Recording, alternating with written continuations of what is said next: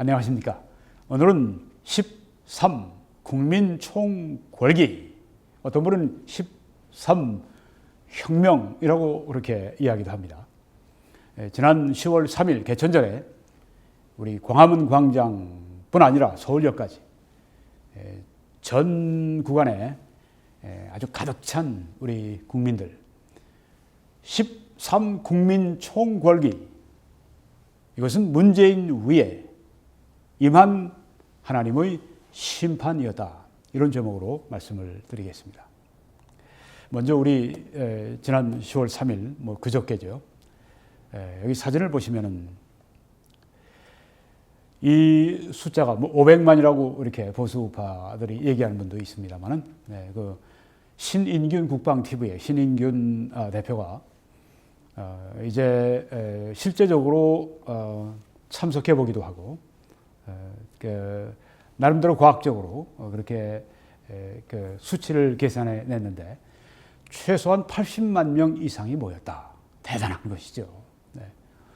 좌빨들의 셈법으로 하면 1720만 명 이상이 모였다, 이렇게 된다고 하는 것입니다. 이 건국 이래 1948년 8월 15일 대한민국 건국 이래 제일 한 자리에 정치 지배로서 많이 모인 때가 바로 이때, 지난 이틀 전입니다. 대단한 역사적인 그런 사건입니다. 네, 지금 충무공 이순신 공상 앞에 지금 모여 있는 애국자들 우리가 또 보고 있습니다. 네, 지금 여기는 또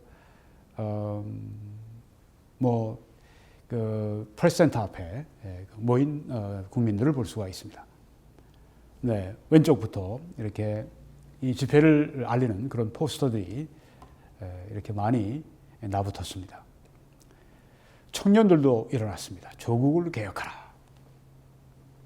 KBS, 이 가짜 뉴스와 그리고 친여 매체가 되어버린, 진실을 전달하지 않는 이 KBS 차량에 지금 여러 그 구호들을 올려놓았습니다. 네, 지금 그 시청 옆에 그 운집한 우리 군중들, 국민들을 보여주고 있습니다.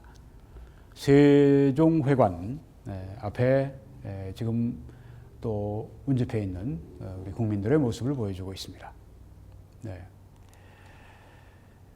탄핵을 주도한 역적 배신자, 연놈들, 이렇게 표현이 되어 있습니다. 서울역 앞입니다. 네. 얼마나 많은 사람들이 이 지하철을 이용해서 왔는지, 아주 정말 빼곡하게 차있고 또 올라오는 그런 모습을 여기에 보여주고 있습니다. 조국에 보내는 독자 편지, 여기 조국은 요새 말썽 많은 조국이를 말합니다. 자식들의 너무 미안해서 광화문 나갑니다. 어떤 한 어머니가 그 광화문으로 나가는 차 안에서 쓴 글을 조선일보에 보내서 기사화가 된 것입니다. 잘난 당신 덕에 난 못난 부모가 됐어요. 거리에서 본 적 없는, 거리에 서본 적 없는 저도 집회에 갑니다. 한 번도 이런 거리 시위에 나와본 적이 없는 그런 분입니다. 악몽 같은 지난 몇 달, 이젠 제발 끝내주세요. 이게 이제 그 편지의 중요 요점을 요약한 것인데, 한 부분만 제가 인용하겠습니다. 광화문 가는 길입니다. 세상 돌아가는 일이랑 담 쌓고 살았는데 그냥 집에 가만 있기가 그렇네요. 정치에 관심이 없는 아줌마가 나갈 때는 문제가 심각한 거겠죠.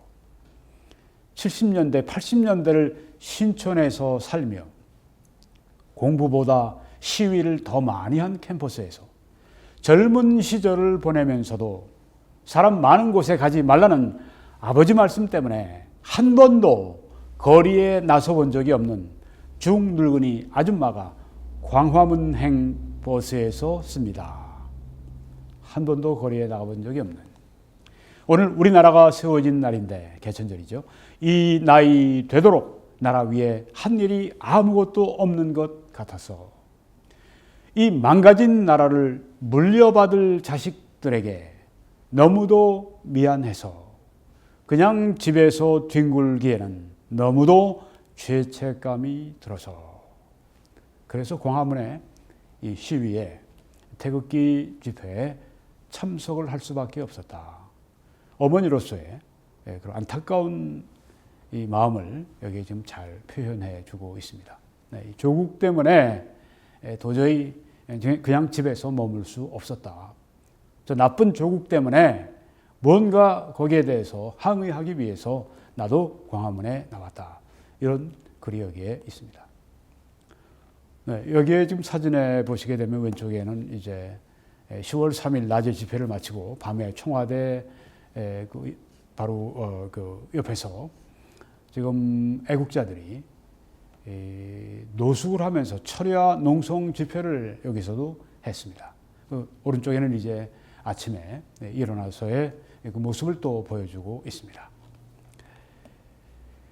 시민 300여 명, 300여 명이 더 될 텐데요. 제가 볼 때는 1000명 정도로 보였는데 적어도 처음 시작할 때는 그랬습니다.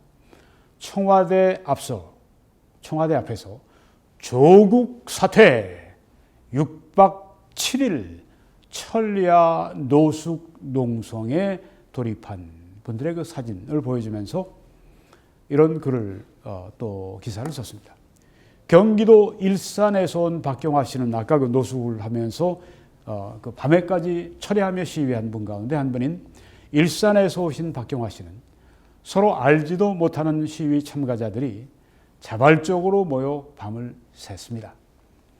경제는 끝없이 추락을 해서 자식들 취업도 힘든 상황에서 편법을 써서 자신의 가족들 챙기기 바빴던 조국을 법무부 장관 자리에 앉히는 임명권자에게, 문재인에게 우리의 목소리 좀 들어달라고 요구하는 차원에서 청와대 앞을 떠날 수 없었습니다.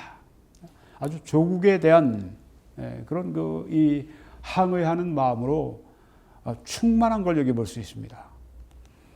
개천절 집회에 맞춰서 이번에는 하와이에서 온 분이 있네요. 하와이에서 귀국을 했다는 이온묵 씨는 끝없는 내로남불, 내가 하면 로맨스고 다른 사람이 하면 불륜이고 내로남불 행태를 보이는 조국 장관이 임명된 이후 타국에서 지켜만 볼 수가 없어서 집회 일정에 맞춰 귀국해서 길바닥에서 하룻밤을 잤습니다. 밤사이 추워 덜덜 떨고 세수와 양치질도 못했지만 그런 게 불편한 것이 아니라 서민들의 목소리를 듣지 않고 독단적인 선택만 해나가는 문재인 정부의 행태가 참을 수 없이 괴로운 것입니다. 이래서 지금 밤을 새면서 추워 덜덜 떨면서라도 농성 집회를 했다고 하는 안타까움을 여기서 말하고 있습니다. 여기 지금 그날 태풍이 온다고 해서 참 염려도 하고 했는데 아주 날씨가 최상의 날씨였습니다. 이렇게 그 시민들이 그 분노의 함성을 지금 높이고 있습니다. 광화문 광장. 조선일보의 사설이 이런 것이 났습니다. 상식 배반한 대통령 한 명이 불러일으킨 거대한 분노. 조선일보는 주로 여기 지금 그 조국에 대한 잘못된 임명을 한 이 문재인 남쪽 대통령에 대해서 주로 초점을 맞추고 지금 하고 있는데요. 이제 나온 사람들 그 이야기를 취재한 것입니다. 조국 장관이 거짓말을 너무 많이 해서 나왔다는 할머니, 나라가 망가져가는 것을 더 볼 수가 없다는 중년 남성, 조 장관의 위선과 조로남불에 내로남불이 아니라 이건 조씨의 조로남불에 화가 난다는 30대 청년, 젊은이나 나이 많이 드신 할머니나 검찰 개혁을 핑계 삼아 거짓말쟁이 조국을 감싸는 문 대통령에게 더 실망했다. 조국보다 문재인에 대해서 더 실망했다는 대학생에 이르기까지. 이번엔 나이 드신 그 시니어들만 대거 나온 것이 아닙니다. 젊은이들도 굉장히 많이 나왔고 가족적으로도 많이 나왔고 보수 우파에 속한 사람들 외에 소위 중도에 속한 사람들 가운데 많이 집회에 참석을 했습니다. 이것은 집회가 보수 우파의 집회가 아니라 국민총궐기라고 하는 표현이 적절한, 국민들이 함께 이 분노의 목소리를 높이고 함께 그 마음을 나누고 모으는 그런 집회였다고 하는 걸 보여주는데요. 이 집회 참석자들은 화가 나서 참을 수가 없었다. 이렇게 아주 분노를 토로했습니다. 이런 플래그도 있었네요. 기회는 평양스럽고 과정은 공산당 같고 결과는 정은이 날아갔네. 아주 이렇게 풍자를 아주 정말 지혜롭게 잘했습니다. 아주 유머러스하게 정말 잘했습니다. 정말 지금 그렇게 점점 북한 빨갱이 북한을 지금 닮아가고 있는, 그걸 좋아하는 사람들이 청와대에 있고 국회에 있고 하니까 사법부에 있고 하니까 닮아가고 있습니다. 사회 전체가. 그 지도력 때문에 바꾸지 않으면 정말 우리가 위험합니다. 내로남불 예방접종실, 대학생들의 위트입니다. 자유미디어 국민행동, 조국은 아웃! 그리고 조국을 지지하는 잘못된 편파 방송 아웃! 여기 보수우파 언론인들이, 진실한 언론인들이 여기 지금 그렇게 함께 사진을 찍었습니다. 나는 악마를 보았다. 문재인, 조국, 민주당, 종북 좌파, 그리고 토착 빨갱이들, 악마라고 하는 거죠. 어떤 면에서는 적절한 그런 용어입니다. 나는 사탄을 보았다. 악마를 보았다. 그들 안에서 악마를 보았다. 수많은 사람들이 지금 이렇게 느끼고 있습니다. 여기 지금 조국이를 완전히 범죄 피의자로 해서 지금 호송하고 있는 것을 보여주고 있습니다. 윤평중 칼럼. 이 윤평중 씨는 한신대 지금 교수, 정치 철학자인데 제가 볼 땐 중도입니다. 소위 진보, 보수 양쪽이 아니라 제가 볼 땐 중도입니다.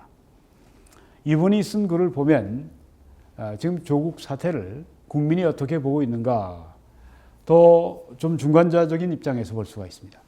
조국 사태는 위장된 축복이다. 이렇게 윤평중 씨가 칼럼에 제목을 달았습니다. 조국 사태는 문재인 정권의 최대 기획인 조국 대통령 만들기, 조국을 대통령 만들려고 하는 그 프로젝트를 좌초시켰다. 문재인이가 또 그 정권이 조국을 대통령으로 만들려고 법무장관 올리고 그 다음에 이제 대통령으로 띄우려고 했던 모양인데 그 프로젝트를 좌초시켰다. 지금의 위기를 위장된 축복으로 해석해야 할 이유다. 이렇게 얘기를 했습니다. 조국 대통령 되는 거 아주 이번에 끝났다. 그러니까 이게 축복이다. 이분이 그 중도라고 말씀드렸습니다. 보수파가 아니에요. 중도예요.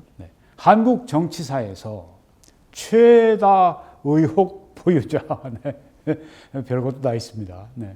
의혹이 제일 많은 보유자일 이 조국 장관의 권력 범죄 혐의 가운데 권력을 쥐었으니 권력자로서의 범죄, 권력을 이용해서 범죄하는 혐의 가운데 가장 심각한 게 사모펀드 건이다. 이 사모펀드는 개인적으로 이렇게 모집해서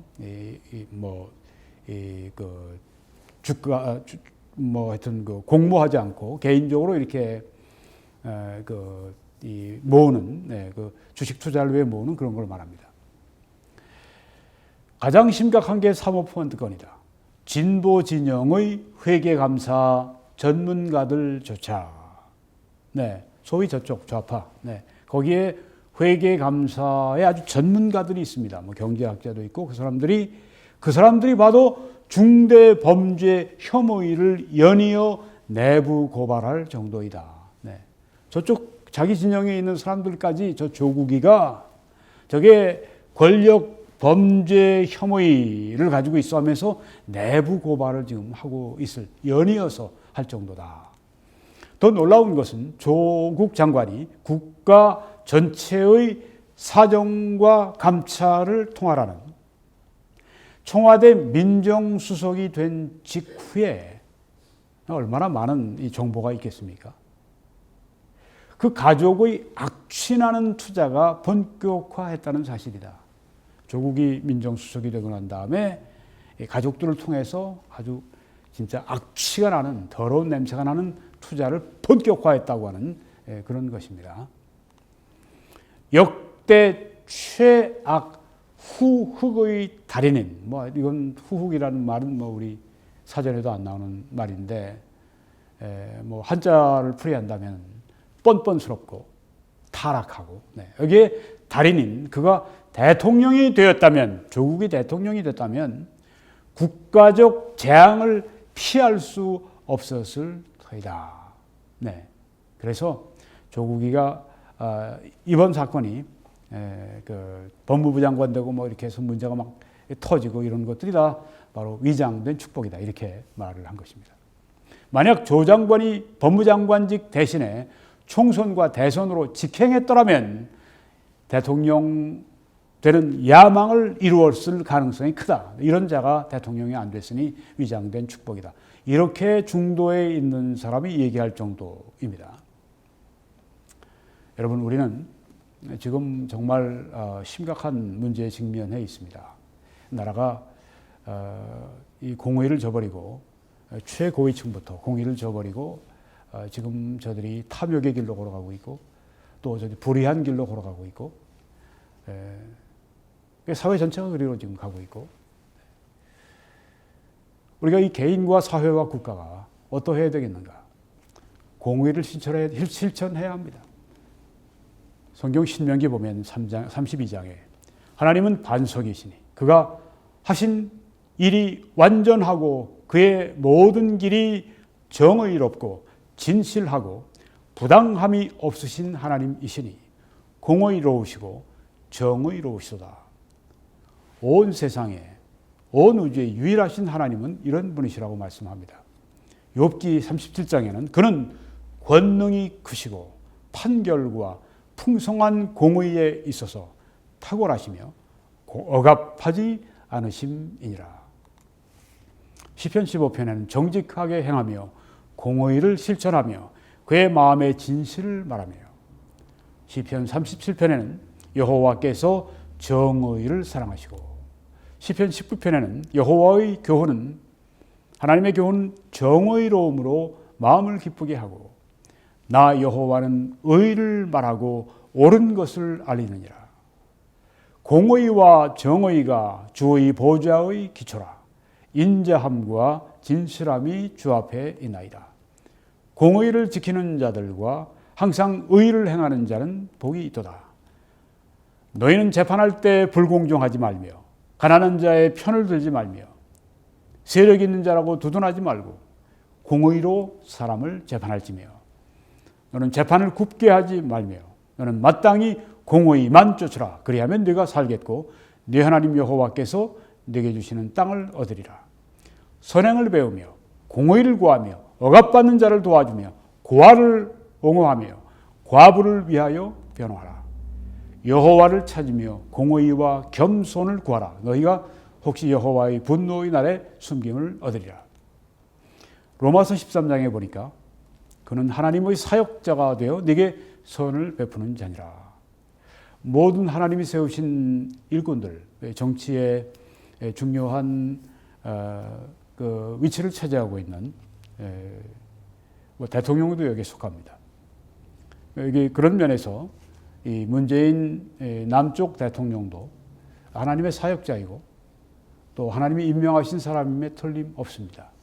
왜 임명하셨는가? 선을 베풀기 위해서, 국민들에게 선을 베풀기 위해서 세우셨습니다. 그런데 지금 이 문재인이라고 하는 사람은 악을 행하고 있습니다. 하나님의 뜻과 정반대로 가고 있습니다. 어떻게 이런 사람이 하나님의 심판을 피할 수 있겠습니까? 잠언 29장에는 왕은 공의로 나라를 견고케 하나라고 말씀을 했습니다. 공의로운 이 지도자가 그 나라를 견고하게 만든다고 했습니다. 이 불공정하고 또한 이 불의하고 공의롭지 못하고 나라를 훼손하고 나라를 허무는, 나라를 붕괴시키는 그런 사람이 되는 것이죠. 여기 문재인이라는 사람이 지금 그렇게 하고 있습니다. 이런 문재인 남쪽 대통령이 어찌 하나님의 심판을 피할 수가 있겠습니까? 이 공의로우신 하나님, 또 우리들에게 공의를 요구하시는 그 하나님, 재판장들에게도 공의를 요구하고 또한 우리 일반인들에게도 공의를 요구할 뿐 아니라 특별히 이렇게 공직자들에게 하나님께서는 선을 베풀라고 말씀하시고 공의를 세우라고 말씀했는데 이것을 거꾸로 하고 있는 이 문재인 같은 사람이 어떻게 하나님의 공의로운 심판을 피할 수 있겠습니까?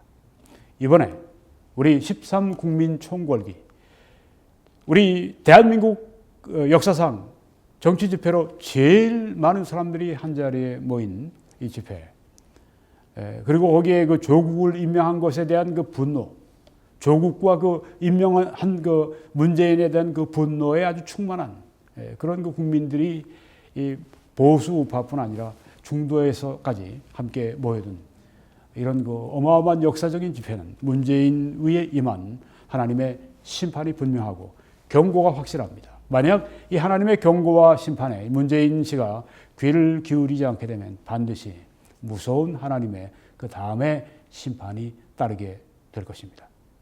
여러분, 하나님의 공의로운 역사가 우리 대한민국 위에 임하도록 저와 함께 간절히 기도해 주시기 바랍니다. 하나님께서 우리 한민족을, 대한민국을 크게 축복해 주시길 간절히 기도합니다.